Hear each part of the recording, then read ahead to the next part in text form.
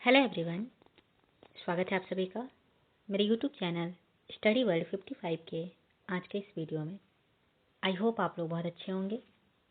तो फ्रेंड्स, इस वीडियो में हम बीपीएससी टीआरई 4.0 के जीएस सेक्शन का जो 40 मार्क्स होता है, चाहे वो 6 to 8 हो, 9, 10 हो, 11, 12 हो, उसके जो है 40 क्वेश्चन यहाँ पे डिस्कस करेंगे। रुक्मिणी प्रकाशन के बुक हैं, 40 आपके जीएस के पेपर में जो आते हैं यहाँ पे हम आपके साथ शेयर करने वाले हैं। आज हमारा ये प्रैक्टिस सेट नंबर 2 है। 1 मैंने ऑलरेडी करा दिया है, डिस्क्रिप्शन में मैं उसका लिंक डाल दूंगी, आप वहाँ से देख सकते हैं। अदरवाइज प्लेलिस्ट बना हुआ होगा, वहाँ से भी देख सकते हैं। तो वीडियो में आगे बढ़ने से पहले अगर अभी तक आपने चैनल को सब्सक्राइब नहीं किया तो चैनल को सब्सक्राइब जरूर कर लीजिए, बेल नोटिफिकेशन ऑन कर लीजिएगा। ऐसे ही वीडियोज के लिए जो भी बीपीएससी टीआरई 4.0 की तैयारी कर रहे हैं उनके लिए जो है इस चैनल के माध्यम से time to time practice set upload किए जाते हैं, चाहे वो पीआरटी के हो, टीजीटी के हो, पीजीटी के हो, तो आप जो यहाँ से देख सकते हैं, जो आपके एग्जाम के लिए और ही बेनिफिशियल होने वाला है। तो चलिए स्टार्ट करते हैं क्वेश्चन। यदि द्विघात समीकरण दिया हुआ है, इसका मान 0 के मूल्य समान हो तो k का मान जो है इसमें ज्ञात करना है। तो समीकरण यहाँ पे दिया हुआ है। अगर इसे आप जो है समीकरण को सॉल्व करेंगे, आंसर मैं आप लोग को बता देती हूँ। आंसर आपका आ जाएगा 5 या -3, यानी कि दोनों जो आंसर आ जाएंगे, इससे डी आंसर यहाँ पे करेक्ट हो जाएगा। नेक्स्ट है कि ए किसी काम को 15 दिनों में कर सकता है, जबकि बी जो है किसी काम को 21 दिनों में कर सकता है। यहाँ पे बी जो है मिस्टेक है। यदि वे एक साथ मिलकर काम करते हैं तो वह काम कितने दिनों में पूरा करेगा। सबसे पहले हम लोग 15 और 21 का जो है एलसीएम निकालेंगे। तो एलसीएम निकालेंगे तो उसका जो है 15 और 21 का एलसीएम कितने हो जाएंगे, तो निकालने के बाद आपका 105 इसका एलसीएम आ जाएगा। फिर यहाँ पे पूछ रहा है कि दोनों एक साथ मिलकर काम करते हैं तो वह कितना समय में पूरा करेंगे। तो दोनों जो है मिलकर काम समाप्त करने में लगा समय कैसे हो जाएगा, तो टोटल आपका 105 आया है। तो 105 बाई 15 और 21 को जो है तोड़ देते हैं, 3 5 जा और 3 7 जा, यानी कि 7 और 5 जो है 7 + 5, इसको करेंगे तो 35 बाई 4, और इसको पूर्णांक में निकालेंगे तो 8/3/4, यानी कि बी ऑप्शन करेक्ट हो जाएगा। दो संख्याओं का लसाअ 84 दिया हुआ है। यदि संख्याओं का अनुपात 2:3 है तो संख्याओं का योग याद कीजिए। माना कि आपका जो है दो संख्या दिया हुआ है, उसका लसाअ कितना दिया हुआ है 84, और दो संख्या है 2:3, तो 2 × 3 6 हो जाएगा, 6x/84। x निकालेंगे तो 14 आ जाएगा, x का 14 आ जाएगा। तो संख्याओं का योग ज्ञात करना है। तो 2x और 3x है तो 14 2 जा 28 प्लस 14 3 जा 42, ये दोनों का योग कितना आ जाएगा, तो इस दोनों का योग आ जाएगा 70। तो आंसर आपका ए जो है करेक्ट हो जाएगा। आई होप आप लोग समझ गए होंगे। नेक्स्ट, वर्तमान में भारत के महान्यायवादी कौन है। तो वर्तमान में भारत के महान्यायवादी कौन है, तो ये आपके वेंकटरमणी, आर वेंकटरमणी जो है भारत के वर्तमान में महान्यायवादी है। बी ऑप्शन करेक्ट हो जाएंगे। महान्यायवादी को इंग्लिश में क्या बोलते हैं, अटॉर्नी जनरल ऑफ इंडिया, इसी को जो है महान्यायवादी बोलते हैं। भारत सरकार का कानूनी सलाहकार होते हैं जो महान्यायवादी। राष्ट्रपति द्वारा संविधान के अनुच्छेद 76 के तहत जो है इनका नियुक्त किया जाता है। नेक्स्ट है, हाल ही में जीआई टैग से नामित अंगूर की किस्म पनीर थीरा चाई की खेती किस राज्य के प्रसिद्ध कंबुम घाटी में की जाती है। तो पनीर थीरा चाई का जिसको जो है जीआई टैग मिला है ये जो है कहाँ पे इसकी खेती की जाती है? आंसर आपके हो जाएंगे तमिलनाडु में। Tamil Nadu is the correct answer. Tamil Nadu राज्य के प्रसिद्ध कुंभम घाटी में अंगूर की किस्म पनीथिराचाई की खेती की जाती है, जिसे हाल ही में जीआई टैग से नामित किया गया है। आपसे एक पूछ सकता है एग्जाम में कि अंगूर की खेती को क्या बोलते हैं, तो विटीकल्चर कहा जाता है और अंगूर में टार्ट्रिक अम्ल पाए जाते हैं। हाल ही में कौन भारतीय मूल की महिला विश्व बैंक के वैश्विक पर्यावरण सुविधा की प्रथम महिला डायरेक्टर बनी है?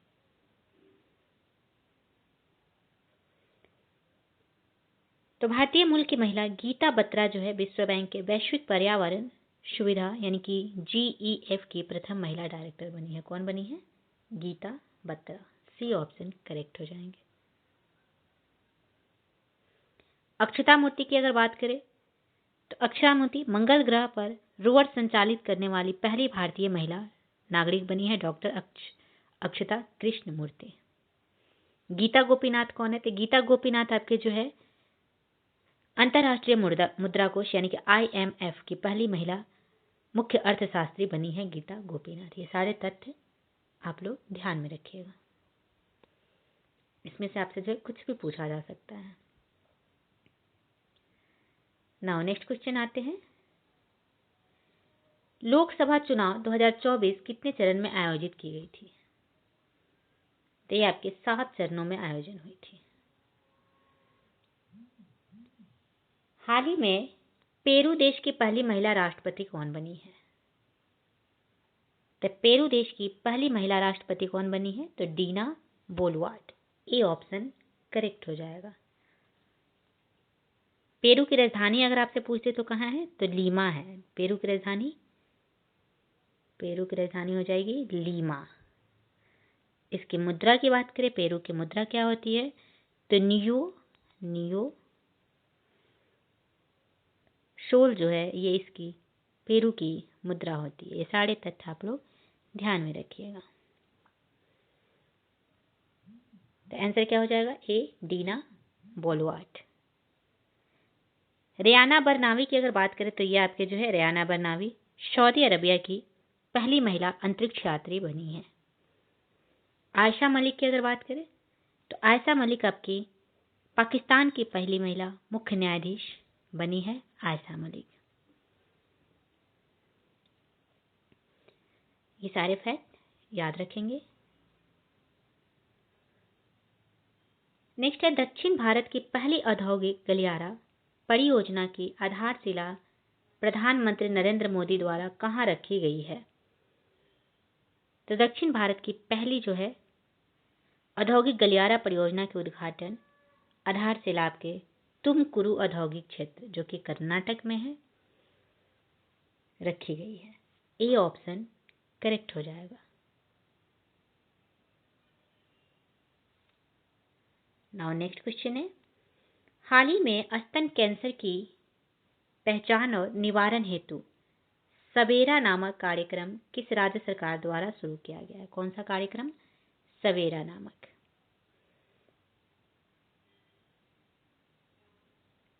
तो स्तन कैंसर की पहचान और निवारण हेतु सवेरा नामक कार्यक्रम जो है ये आपके हरियाणा सरकार द्वारा शुरू किया गया है। किसके? हरियाणा सरकार। ए ऑप्शन करेक्ट हो जाएंगे। उड़ीसा का बात करें तो स्वयं योजना जो है उड़ीसा का है।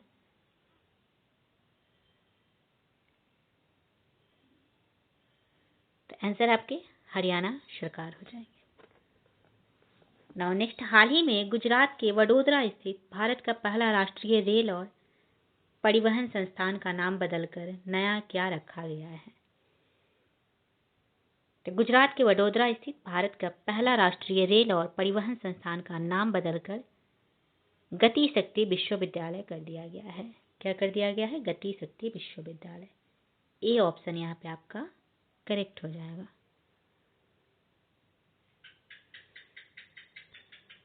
नाउ नेक्स्ट आते हैं, मैच द फॉलोइंग। यहाँ पे आपका क्वेश्चन दिया हुआ है, मैच द फॉलोइंग करना है। कूका विद्रोह कूका विद्रोह आपके कहाँ हुए थे? तो कूका विद्रोह आपके पंजाब में हुए थे। कूका आंदोलन की शुरुआत जो है जवाहरलाल भगत एवं उनके शिष्य बालक सिंह ने पश्चिमी पंजाब में की थी। और ये कब हुआ था? तो 1800, याद रखिएगा ये सब भी, 1872 ईस्वी में जो है कूका विद्रोह हुए थे, जिसके अनुयायी जो थे गुरु राम सिंह द्वारा इसका नेतृत्व प्रदान किया गया था। इसका उद्देश्य था सिख शासन स्थापित करना और विदेशी शक्तियों को बाहर करना। और नेक्स्ट आते हैं मोपला विद्रोह। मोपला विद्रोह कहाँ हुआ था? तो मोपला विद्रोह जो है आपके केरल के मालाबार में हुआ था। ये कब हुआ था? तो मोपला विद्रोह आपके 1921 ईस्वी में केरल के मालाबार में अली मुशलियार के नेतृत्व में हुआ था। नाम याद रखिएगा, अली मुशलियार। मोपला जो है मुस्लिम काश्तकार थे जो मालाबार क्षेत्र में निवास करते थे, जहां अधिकांश जमींदार जो है हिंदू थे। नाउ नेक्स्ट, भील विद्रोह कहाँ हुआ था? तो भील विद्रोह आपके महाराष्ट्र में हुए थे। भील विद्रोह कब हुआ था? तो ये आपके 1818 ईस्वी में भील विद्रोह हुआ था और ये एक जनजाति विद्रोह था। कोल विद्रोह आपके बिहार उड़ीसा में हुआ था। कोल विद्रोह कब हुआ था? तो ये आपके 1831 से 32 ईस्वी में कोल विद्रोह हुए थे। छोटा नागपुर क्षेत्र में कोल विद्रोह हुआ था। और इस आंदोलन के प्रमुख नेता कौन थे? तो बुद्धो भगत। ये सारे तथ्य आप लोग ध्यान में रखिएगा, इसमें से कुछ भी आपको क्वेश्चन में मिल सकता है। तो आंसर आपका क्या हो जाएगा? 1 2 4 3, जो कि आपके ऑप्शन नंबर सी में दिया हुआ है, इसलिए सी आपका करेक्ट आंसर हो जाएगा।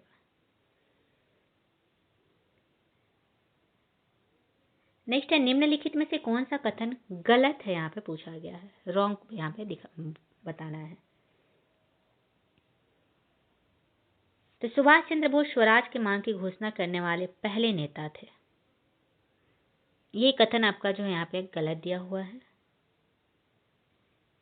स्वराज का क्या अर्थ होता है? तो इसका अर्थ होता है स्वशासन या अपना राज्य। तो स्वराज शब्द का पहला प्रयोग जो है स्वामी दयानंद सरस्वती ने किया था। किसने किया था? स्वामी दयानंद सरस्वती ने। और पहली बार आधिकारिक तौर से यानी कि ऑफिशियली जो है आपको इसे दादा भाई नौरोजी द्वारा 1906 में कांग्रेस के कलकत्ता अधिवेशन में मांग रखा गया था। और स्वराज विधेयक जो है सर्वप्रथम बाल गंगाधर तिलक ने 1895 ईस्वी में लाया था। तो ये ऑप्शन आपका गलत है। गीता रहस्य पुस्तक बाल गंगाधर तिलक द्वारा लिखी गई थी। ये बिल्कुल करेक्ट है, गीता रहस्य पुस्तक बाल गंगाधर तिलक के द्वारा लिखी गई है। लाला लाजपत राय को शेरे पंजाब के नाम से जाना जाता था। ये भी आपका सही दिया हुआ है, यानी कि गलत ही पूछा गया था, तो ए ऑप्शन यहाँ पे आपका करेक्ट हो जाएगा क्योंकि ये जो है गलत है। प्राचीन स्मारक संरक्षण अधिनियम किसके वायसराय काल में पारित किया गया था? प्राचीन स्मारक संरक्षण अधिनियम जो है ये आपके लॉर्ड कर्जन के काल में पारित किया गया था। किसके? लॉर्ड कर्जन के। ए ऑप्शन करेक्ट हो जाएगा। प्राचीन स्मारक अधिनियम कब आया था? तो 1904 में जो है ये पारित हुआ था। यह प्राचीन स्मारकों और पुरातात्विक, ऐतिहासिक या कलात्मक रुचि की वस्तुओं की संरक्षण के लिए प्रदान करने वाला एक अधिनियम था। यह अधिनियम जो है भारतीय पुरातत्व सर्वेक्षण द्वारा प्राचीन भारतीय स्मारकों को संरक्षित और पुनः स्थापित करने के लिए किया गया था। तो आंसर आपके लॉर्ड कर्जन हो जाएंगे यहाँ पे।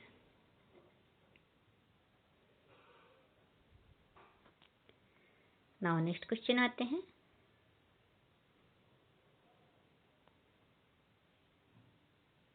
थॉमस मैकाले में अपना प्रसिद्ध मिनट कब प्रस्तुत किया था?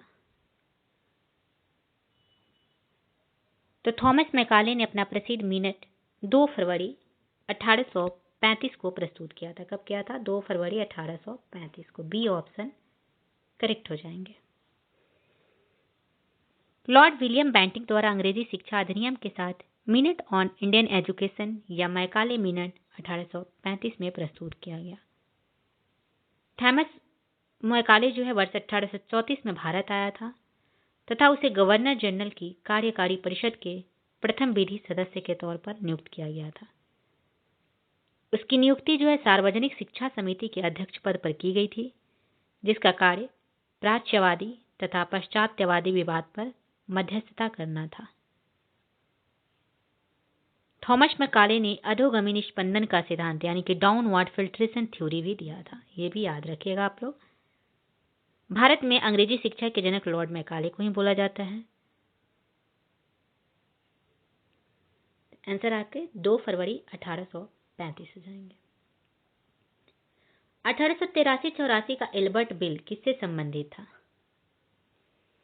तो 1883-84 का एल्बर्ट बिल जो है ये आपके न्यायिक सुधार से संबंधित था। ए ऑप्शन करेक्ट हो जाएंगे। वायसराय लॉर्ड रिपन के कार्यकाल के दौरान एल्बर्ट बिल लाया गया था। इस बिल के द्वारा भारतीय न्यायाधीशों को उन मामलों की सुनवाई करने का भी अधिकार प्रदान करना था जिसमें यूरोपियन नागरिक भी शामिल होते थे। यूरोपीय व्यक्तियों से संबंधित मामलों की सुनवाई केवल यूरोपियन न्यायाधीश ही करते थे।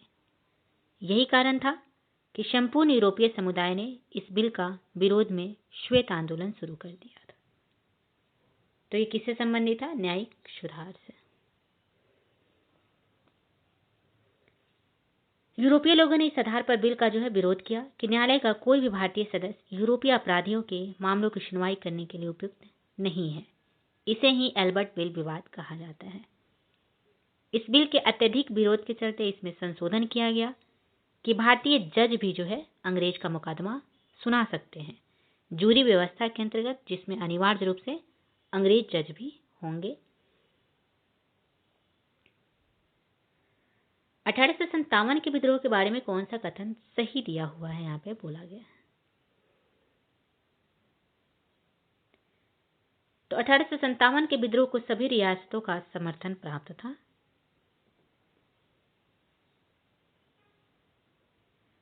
विद्रोह के दौरान लॉर्ड कैनिंग गवर्नर जनरल था। बिल्कुल करेक्ट है। विद्रोह 1857 के विद्रोह के बारे में जो है विद्रोह के दौरान लॉर्ड कैनिंग गवर्नर जनरल था, ये बिल्कुल सत्य है। विद्रोह मुख्यतः सामंती चरित्र का था, इसमें कुछ राष्ट्रवादी तत्व भी थे, ये भी सही दिया हुआ है। 2 जो है यहाँ पे सही दिया हुआ है, इसे उपयुक्त में से 1 से अधिक करेक्ट हो जाएंगे।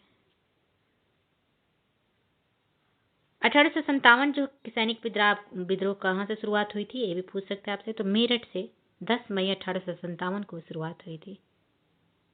इस सैनिक विद्रोह का मूल कारण ब्रिटिश सरकार की आर्थिक, राजनीतिक, धार्मिक आदि नीतियों में विसंगतियां थी। इस विद्रोह का तत्कालीन कारण क्या था? तो गाय और सुअर की चर्बी का कारतूस के आवरण में प्रयोग करना था। इस विद्रोह का चिन्ह था, प्रतीक चिन्ह, रोटी और कमल का फूल। 1857 के सैनिक विद्रोह का असफलता का सबसे महत्वपूर्ण कारण ये थी एकता की कमी। लॉर्ड कैनिंग 1857 के सैनिक विद्रोह के दौरान गवर्नर जनरल थे।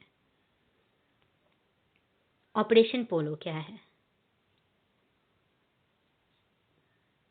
तो ऑपरेशन पोलो जो है 1948 की हैदराबाद पुलिस कार्रवाई से संबंधित था। ए ऑप्शन यहाँ पे करेक्ट हो जाएगा। ऑपरेशन पोलो जो कि 1948 की 13 सितंबर 1948 को हैदराबाद रियासत को एकत्रित करने के लिए भारत की सैन्य कार्रवाई, जिसे ऑपरेशन पोलो के नाम से जाना जाता है, शुरू की गई, जो भारतीय इतिहास की एक महत्वपूर्ण घटना थी। हैदराबाद के निजाम मीर उस्मान अली शाह कश्मीर संघर्ष में भारत सरकार की व्यस्तता का लाभ उठाना चाहता था। आजादी के बाद भारत में शामिल होने से झिझक रहा था, स्वतंत्र रहना चाहता था, जिससे जो है निजाम को स्वतंत्र रूप से शासन जारी रखने की अनुमति मिली थी। हालांकि बढ़ते तनाव, सीमा पर छापे और एक स्वतंत्र राज्य स्थापित करने के इरादों ने भारत को कार्रवाई करने को प्रेरित किया और ऑपरेशन में कई दिशाओं से सुनियोजित सैन्य आक्रमण किया गया, जिसके परिणाम स्वरूप अंततः हैदराबाद राज्य की सेनाओं को आत्मसमर्पण करना पड़ा था। ए ऑप्शन यहाँ पे करेक्ट हो जाएगा। राजा रंजीत सिंह के तत्काल उत्तराधिकारी कौन थे? तो राजा रंजीत सिंह के तत्काल उत्तराधिकारी थे खड़क सिंह। ए ऑप्शन करेक्ट हो जाएंगे। रंजीत सिंह का जन्म आपका कब हुआ था? तो ये भी आपसे पूछता है। तो 13 नवंबर 1780 को जो है महाराजा रंजीत सिंह का जन्म हुआ था। ये जन्म इनका कहाँ हुआ था? तो गुजरावाला में हुआ था, जो कि अब पाकिस्तान में स्थित है। नाउ नेक्स्ट क्वेश्चन है, गोदावरी नदी का उद्गम स्थान किस स्थान से होता है? तो गोदावरी नदी का उद्गम जो है ये आपके कहाँ से होता है? तो ये आपके ब्रह्मगिरी की पहाड़ियाँ से होती है। ए ऑप्शन करेक्ट हो जाएंगे। गोदावरी नदी नासिक जिले के त्र्यंबकम गांव की पहाड़ी से निकलती है और इसकी लंबाई आपके 1465 किलोमीटर है। गोदावरी नदी प्रायद्वीपीय भारत की सबसे लंबी नदी है, जो भारत की दूसरी सबसे लंबी नदी है।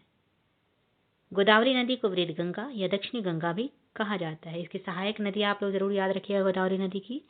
तो इसकी सहायक नदियाँ होता है पेनगंगा, इंद्रावती, प्राणहिता, वैनगंगा, वर्धा, ये सभी जो है इसकी सहायक नदियाँ हैं। और सबसे लंबी नदी कौन सी है? तो गंगा नदी भारत की सबसे लंबी नदी है। गांधी सागर बांध किस राज्य में स्थित है? तो गांधी सागर बांध ये आपके किस राज्य में स्थित है? तो गांधी सागर बांध आपके मध्य प्रदेश राज्य में स्थित है। ये ऑप्शन करेक्ट हो जाएंगे। यह चंबल नदी पर स्थित है गांधी सागर बांध। गांधी सागर बांध का निर्माण 1954 में जो है प्रारंभ हुआ था और 1960 में ये बनकर तैयार हो गया था। सांभर झील कहाँ स्थित है? सांभर झील आपके राजस्थान में स्थित है। सी ऑप्शन करेक्ट हो जाएंगे। भारत की सबसे नमकीन झील जो है सांभर झील है और सबसे बड़े मीठे पानी की झील अगर आपसे पूछते तो ये आपके ऊलर झील हो जाएंगे। तो सांभर झील कहाँ है? तो राजस्थान में। 0 डिग्री अक्षांश और 0 डिग्री देशांतर कहाँ स्थित है? 0 डिग्री अक्षांश और 0 डिग्री देशांतर अटलांटिक महासागर में स्थित है। ए ऑप्शन करेक्ट हो जाएंगे। ब्रिटेन के ग्रीनविच से गुजरने वाले देशांतर रेखा को 0 मानकर उसके आधार पर पृथ्वी के विभिन्न हिस्सों की स्थितियां और समय की गणना करते हैं।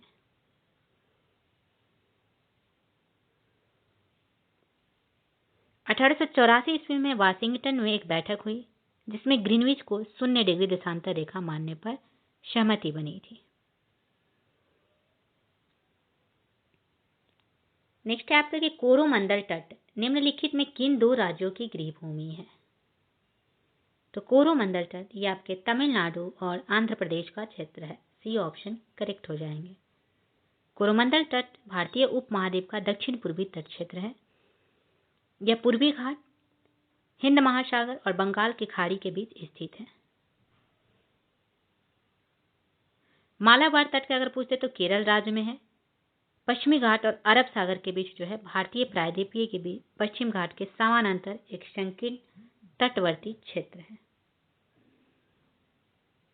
पश्चिमी घाट और पूर्वी घाट का मिलान आपको नीलगिरी की पहाड़ी है। नीलगिरी पहाड़ी पर टोडा जनजाति सबसे ज्यादा निवास करती है। ये तथ्य भी आप लोग याद रखेंगे। ऊंट को रेगिस्तान का जहाज कहा जाता है। इस धारणा से क्या लिया गया है? तो ऊंट को रेगिस्तान का जहाज कहा जाता है क्योंकि ऊंटों का उपयोग रेगिस्तान में परिवहन के लिए किया जाता है। सी ऑप्शन करेक्ट हो जाएंगे। ऊंट जो है कैमल्स वंश के अंतर्गत आने वाला एक खुरधारी जीव है। यह स्तनधारी वर्ग का जीव है। ऊंट रेतीले तपते मैदानों में कई दिनों तक बिना पानी पिए रह सकता है। रेगिस्तान का भारत में सर्वाधिक विस्तार आपके कहाँ है? तो जैसलमेर में स्थित है। मरु उत्सव आपको जैसलमेर में ही मनाए जाते हैं। ये सारे तथ्य आप लोग याद रखिएगा। नेक्स्ट आते हैं दुनिया का सबसे जो है व्यस्त समुद्री मार्ग कौन सा है? तो दुनिया का सबसे व्यस्त समुद्री मार्ग है उत्तरी अटलांटिक समुद्री मार्ग, the North Atlantic sea route. A option correct हो जाएंगे। विश्व में सर्वाधिक व्यापार जलमार्ग से होता है और विश्व में यातायात एवं माल ढोने का सस्ता साधन भी जलमार्ग ही है। अगर आपसे पूछ दे कि सबसे अधिक व्यस्त नहर कौन सी है, तो ये आपके कील नहर हो जाएंगे। नेक्स्ट है 2011 की जनगणना के अनुसार डैश भारत का सबसे अधिक आबादी वाला राज्य है। तो 2011 की जनगणना के अनुसार सबसे अधिक आबादी वाला राज्य कौन सा है, तो उत्तर प्रदेश हो जाएंगे। बी ऑप्शन करेक्ट हो जाएगा। और दूसरा सबसे अधिक आबादी वाला राज्य कौन सा हो जाएगा, तो महाराष्ट्र। और सबसे कम आबादी अगर आपसे पूछते तो ये आपके हो जाएंगे सबसे कम कौन सा, तो सिक्किम जो है सबसे कम आबादी वाला राज्य है। सर्वाधिक लिंगानुपात वाला राज्य आपके क्या हो जाएंगे, तो केरल हो जाएंगे। ये सारी चीजें आप लोग याद रखिएगा। और सबसे अधिक घनत्व वाला राज्य बिहार। और आपसे पूछते कि क्षेत्रफल के अनुसार 2011 की जनगणना के अनुसार क्षेत्रफल के अनुसार सबसे जो है बड़ा राज्य कौन सा है, तो आपके राजस्थान हो जाएंगे। और सबसे छोटा क्षेत्रफल के अनुसार गोवा हो जाएगा। ये सारे तथ्य आप लोग जो है याद रखिएगा, एग्जाम में आपके आ सकते हैं। नेक्स्ट है कि 12 सेंटीमीटर फोकासांतर के उत्तल लेंस के सामने 2 सेंटीमीटर पर एक वस्तु रखा है। प्रतिबिंब कहाँ और कैसा बनता है, तो प्रतिबिंब जो है ये आपके लेंस से 2.4 सेंटीमीटर दूरी पर आभासी बनेगा। ए ऑप्शन करेक्ट हो जाएंगे। जब एसिटिक एसिड को धीरे धीरे अमोनियम हाइड्रोक्साइड के घोल में डालते हैं तो विद्युत चालकता बढ़ जाती है, क्योंकि तो जब एसिटिक एसिड को धीरे धीरे जो है अमोनियम हाइड्रोक्साइड के घोल में डालते हैं तो विद्युत चालकता बढ़ जाती है, क्योंकि इसमें आयनों की संख्या बढ़ जाती है। क्या हो जाता है, आयनों की संख्या बढ़ जाती है। सी ऑप्शन करेक्ट हो जाएगा। एसिटिक एसिड का आपसे जो है सूत्र भी पूछ सकता है कि एसिटिक एसिड का सूत्र क्या होगा, यानी कि फॉर्मूला क्या होता है, तो याद रखिएगा CH3COOH, ये इसका फॉर्मूला होता है। कुछ फॉर्मूले आप लोग याद रखिएगा। अमोनिया का जो है आप फॉर्मूला याद रखिएगा, NH3 होता है। अमोनियम हाइड्रोक्साइड का क्या हो जाएगा, NH4OH होता है। तो कुछ फॉर्मूले आप लोग देख के जाइएगा। नेक्स्ट है किस स्थिति में प्रेरित धारा का मान अधिकतम होता है, तो कुंडली की गति की दिशा चुंबकीय क्षेत्र के लंबवत होने पर जो है प्रेरित धारा का मान अधिकतम हो जाता है। सी ऑप्शन करेक्ट हो जाएगा। जब आवेशित कण चुंबकीय क्षेत्र के लंबवत गति करता है तो उस पर लगने वाला बल जो है अधिकतम हो जाता है।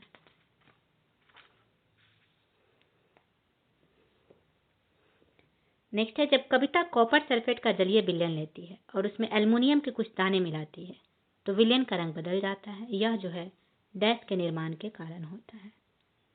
विलयन का रंग बदलना ये किसके निर्माण के कारण होता है, तो ये आपके Al2SO4 के कारण जो है हो जाते हैं।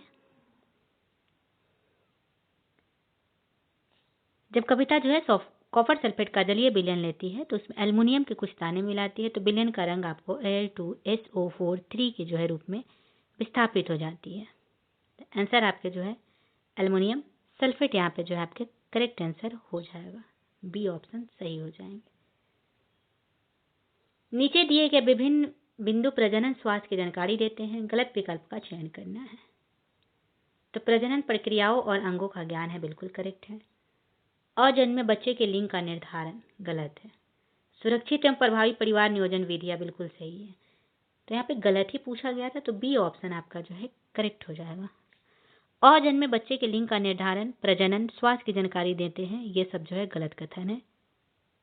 भ्रूण में जो है किसी भी आनुवांशिक या गुणसूत्र संबंधी असमानताओं का आकलन करने के लिए एमनियोसेंटेसिस एक परीक्षण है जिसमें आपको स्थितियों को पता लगाने में मदद करता है।